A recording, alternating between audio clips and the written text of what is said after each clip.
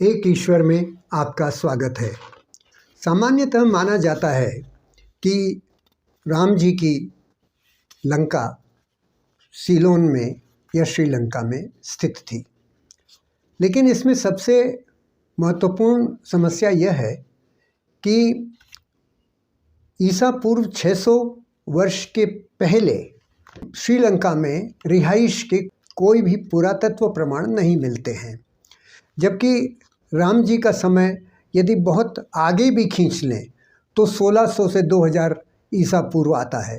यानी कि राम जी में और श्रीलंका में कम से कम 1500 वर्ष का फासला है, जिस अवधि में न तो श्रीलंका में कोई रिहाइश के प्रमाण है और न ही कोई मकान आदि बने हुए हैं। अतः कौतूहल का विषय बनता है कि राम जी की लंका थी कहाँ। किसी समय मैं जोधपुर के पास मंडोर अध्ययन करने के लिए गया हुआ था। बताया गया कि मंदोदरी मंडोर की ही बेटी थी। वहाँ पर एक रावण चौरा है। बताया जाता है कि रावण मंदोदरी से विवाह करने वो आया था और उसके सम्मान में यह चौरा बनाया गया था। वहाँ पर मेरी कुछ लोक गायकों से मुलाकात हुई तो उन्होंने कहा कि उनके सुनने में आया है कि रावण कच्छ से मंडोर आया था और यहाँ उसने मंदोदरी से विवाह किया था। तब मैंने इसको कच्छ की तरफ ढूंढने का प्रयास किया। अब अपने पंचवटी से आगे चलते हैं। पंचवटी नासिक के पास है, इसमें कोई विवाद नहीं। जब रावण ने सीता जी का हरण कर लिया तो उसके बाद राम जी ने हिरणों से पूछा कि रावण सीता को किस दिशा में ले गया। तो वाल्मीकि रामायण के अनुसार हिरणों ने ऊपर की तरफ, आकाश की तरफ इशारा किया और उसके बाद वे दक्षिण में अपना मुंह करके भागे। अब इसका दोनों अर्थ निकलता है। यदि हम दिशा की बात करें तो हिरणों ने अपनी असमर्थता बताई कि वो आकाश की तरफ लेके गया, लेकिन यदि हम उनके मुख की दिशा को पकड़ें तो फिर निष्कर्ष निकलता है कि रावण दक्षिण दिशा की ओर गया होगा। लेकिन यह प्रमाण नहीं है, क्योंकि इस घटना से दिशाहीनता भी निकलती है। इसके बाद राम जी ने पंपा सरोवर को पानी में प्रवेश करके पार किया। पंचवटी से उत्तर में एक स्थान है जिसका नाम ही पंपा है और वहाँ पर एक विशाल तालाब है। स्थानीय लोग इसे पंपा सरोवर मानते हैं, लेकिन यह बहुत गहरा है। इसमें प्रवेश करके पार किया जाना कठिन है। इस तालाब में पानी पूर्णा नदी से आता है, जिसका चित्र आप देख सकते हैं। तो संभव है कि उस समय इस पूर्णा नदी का नाम भी पंपा रहा हो और राम जी ने इस सरोवर को पार किया हो, जैसा कि रामायण में बताया गया है। इसके बाद राम जी जनस्थान पहुँचे।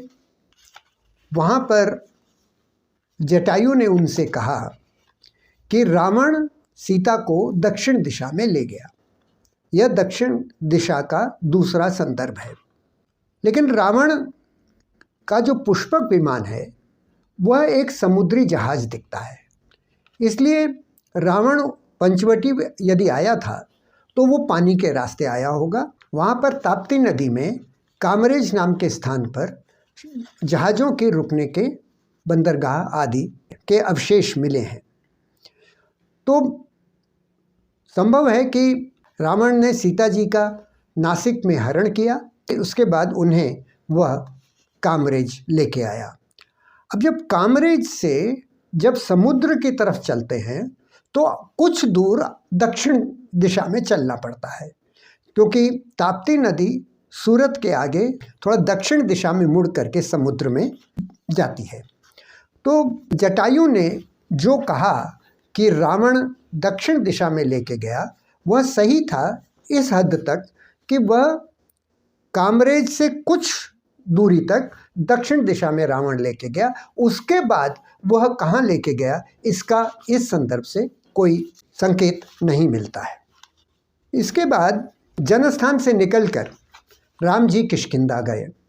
कामरेज से उत्तर में दांता जिले में एक स्थान है जिसे मानिकनाथ की गुफा कहा जाता है। स्थानीय लोग कहते हैं कि यहाँ पहले राक्षस लोग रहते थे और संत मानिकनाथ ने उनको यहाँ से हटाया था। तो ये जो राक्षस थे यह संभव है कि सुग्रीव के वंशज हों या उससे कोई संबंध रखते हों। इसलिए मानिकनाथ गुफा का हमको सुग्रीव से एक संभावित संबंध दिखाई पड़ता है। अब इसके बाद राम जी ने हनुमान को कहा कि आप सीता की खोज में जाओ। वाल्मीकि रामायण कहती है कि हनुमान जी मानिकनाथ से दक्षिण को सीता जी की खोज में निकले, लेकिन वो ये भी कहती है कि वे अभिजीत नक्षत्र में गए। अभिजीत नक्षत्र की जो दिशा है वो उत्तर पश्चिम की है। अतः यदि हम नक्षत्र को महत्व दें तो संकेत मिलता है कि हनुमान जी किष्किंधा से उत्तर पश्चिम को गए, लेकिन यह भी सही है कि वे दक्षिण को गए। मानिकनाथ की गुफा एक पहाड़ के दक्षिणी हिस्से में स्थित है और वहाँ से निकलने के लिए जो सड़क है वो दक्षिण को निकलती है।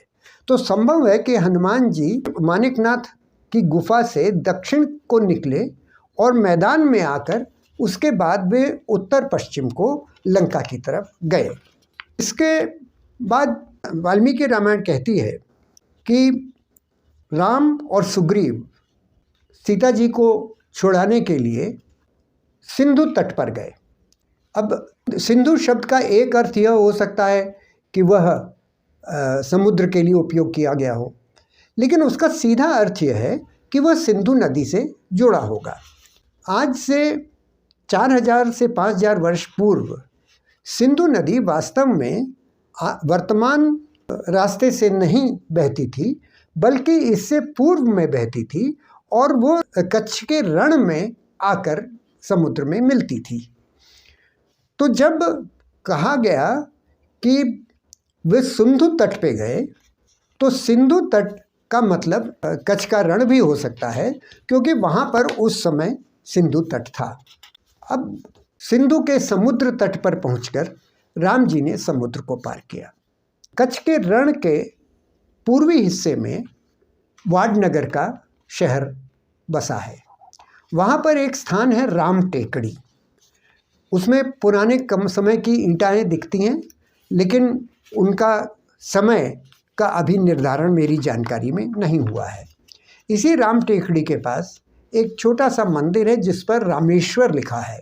तो इससे संभावना बनती है कि राम जी और हनुमान वाडनगर आए और वहाँ पर उन्होंने डेरा डाला और वहाँ से पश्चिम की ओर कच्छ के रण में उन्होंने लंका तक पहुँचने का प्रयास किया।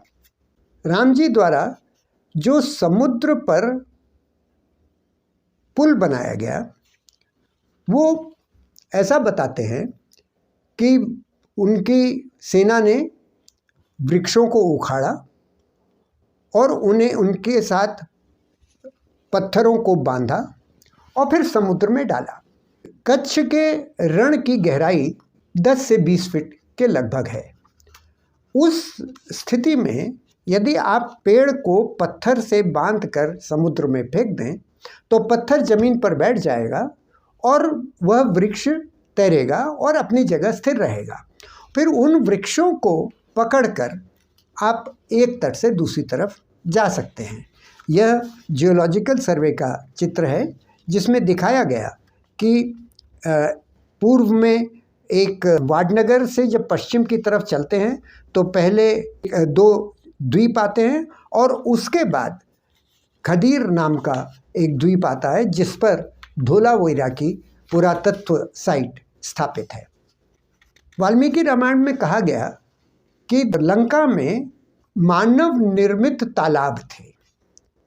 यह धोलावीरा की विशेष बात है कि वहाँ पर कई तालाब मानव निर्मित हैं, जैसा आप इस चित्र में देख सकते हैं।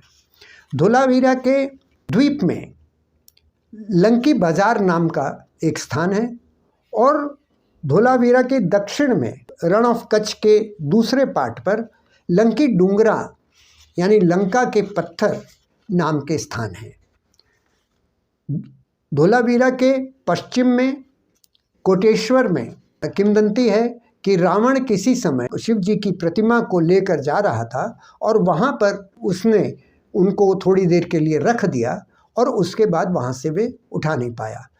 इस बात से यह भी दिखाई पड़ता है कि रण का रावण से कहीं न कहीं कुछ संबंध होगा, अन्यथा श्रीलंका से रावण को कोटेश्वर आने की कोई आवश्यकता नहीं थी।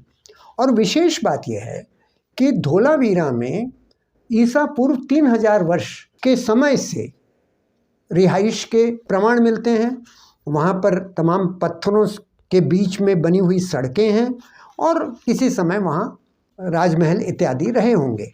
इसलिए जहाँ श्रीलंका में पुरातत्व का घोर अभाव है, वहीं धोलावीरा में उनकी प्रचुर उपलब्धि है।